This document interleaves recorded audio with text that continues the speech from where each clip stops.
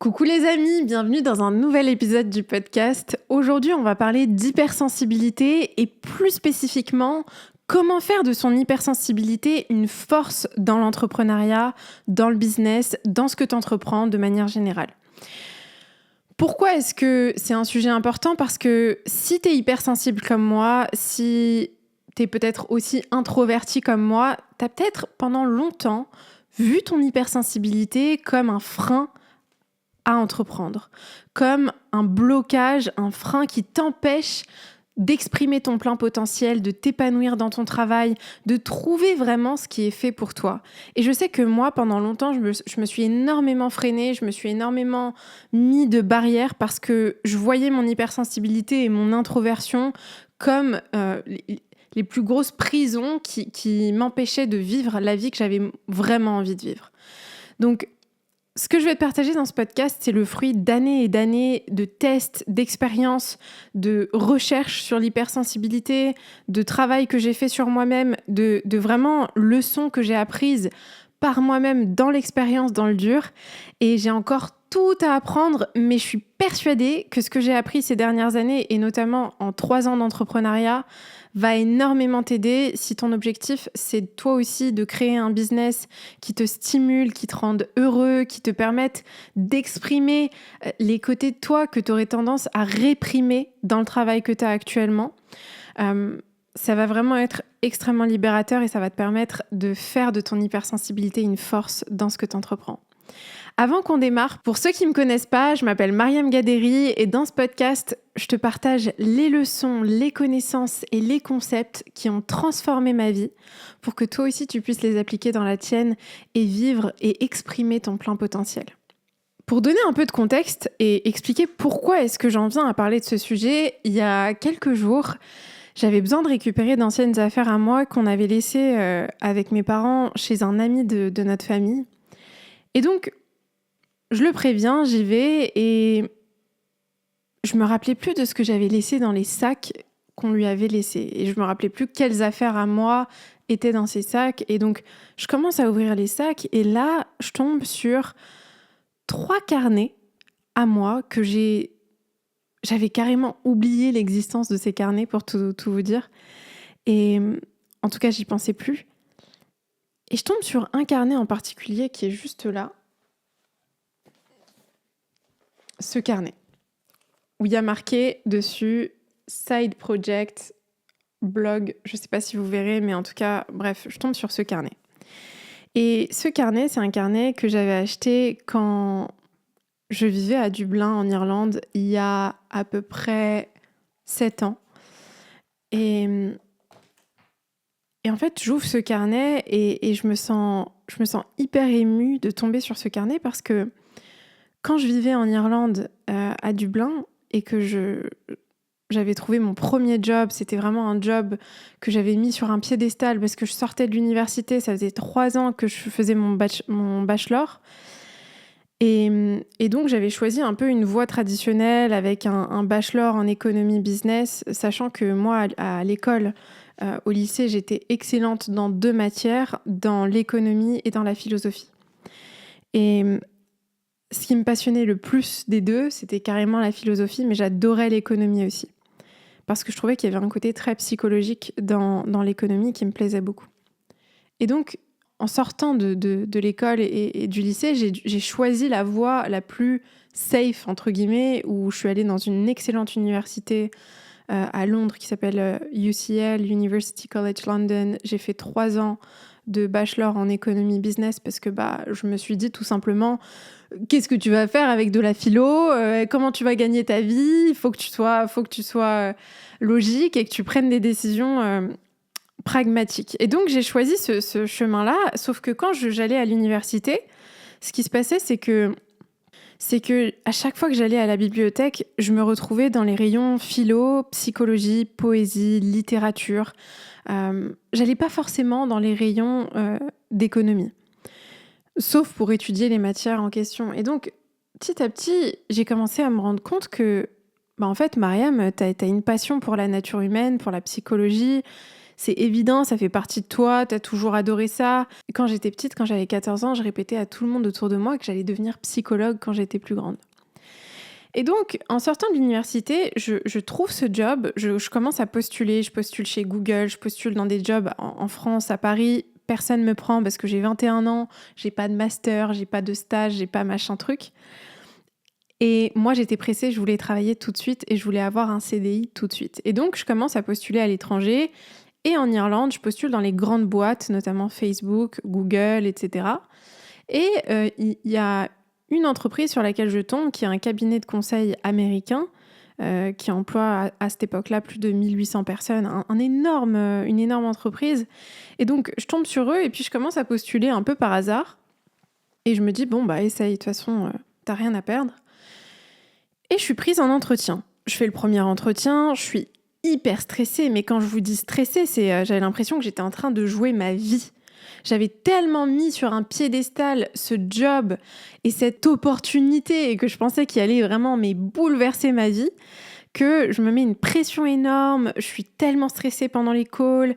Et donc j'ai ce premier entretien, et puis j'en ai un deuxième, puis un troisième, puis un quatrième, puis un cinquième. Et là, je commence à vraiment, vraiment angoisser. Parce que forcément, au bout de 5 entretiens, tu commences à te dire « Ah, ils sont vraiment très sélectifs ». Et donc, au bout du 5e entretien, j'ai une réponse positive. Il m'offre un bonus de relocalisation, un super salaire à 21 ans. Je ne m'attendais pas à ce salaire-là, mais bon, bref, j'étais vraiment hyper contente. Et j'arrive dans la boîte et je me rends compte que, au bout de quelques semaines, je deviens une des top performeuses de l'équipe. Je bats les records de l'équipe assez rapidement et je commence à m'ennuyer. Et donc, je commence à réfléchir à l'entreprise, à ce qui se passe dans la boîte, à ce qui pourrait être amélioré, à l'expérience des clients. En fait, je réfléchis un peu stratégiquement à l'entreprise et je commence à proposer mes idées et j'arrive avec un concept qui vraiment, à l'époque, je me dis, mais j'ai 21 ans, je leur propose un concept de ouf parce qu'à l'époque, en fait, ce qu'ils faisaient, c'est qu'ils mettaient en relation des experts avec des entrepreneurs, enfin avec des boîtes de conseil qui avaient besoin, comme McKinsey, Bain, etc., qui avaient besoin d'expertise. Et je leur dis, mais il faut créer un club. Et donc, bref, je vois que mes idées sont pas prises au sérieux et tous les jours, quand je suis à Dublin, ce que je fais, c'est que j'écoute des podcasts, je médite, j'écris, je me forme, j'essaye de comprendre comment on crée une chaîne YouTube. Et en fait, ce que je fais, c'est que j'utilise ce carnet comme un carnet pour mon side project.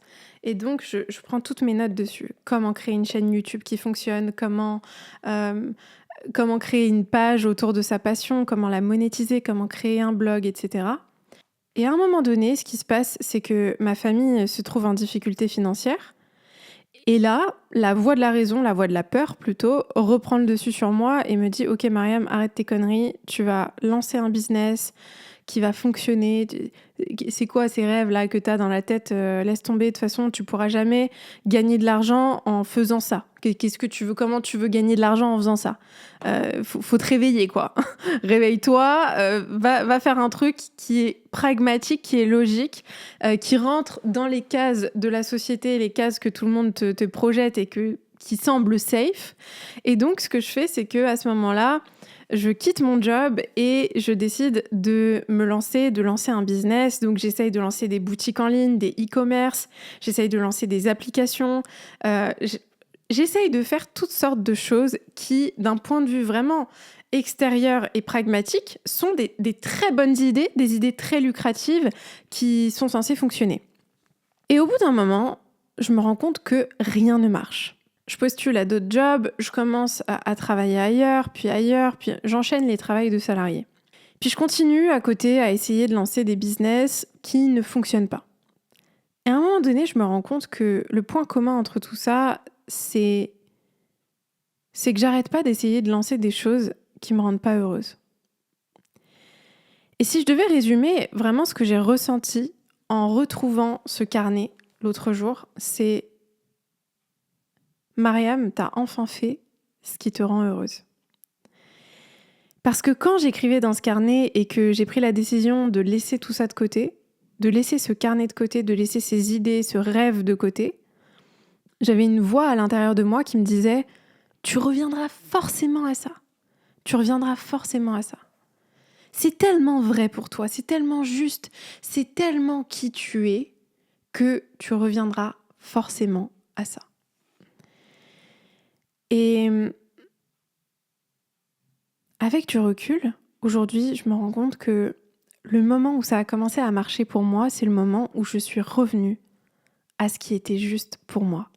Donc, qu'est-ce que je veux vous dire en vous partageant cette histoire ? Ce que je veux vous dire, c'est que quand on est hypersensible, on a besoin de faire des choses qui ont du sens pour nous. On ne peut pas faire les choses sans cœur, sans âme. Peu importe ce qu'on fait. Peut-être que toi, ce que tu fais, c'est peut-être que tu gardes des enfants, ou peut-être que tu as un business de nettoyage, ou peut-être que ta passion, c'est la couture. Peu importe ce que tu fais. Le sujet, c'est pas ce que tu fais. Le sujet, c'est est-ce que ce que tu fais a du sens pour toi ? Est-ce que c'est juste pour toi ? Est-ce que ça te rend heureuse ou heureux de faire ce que tu fais ?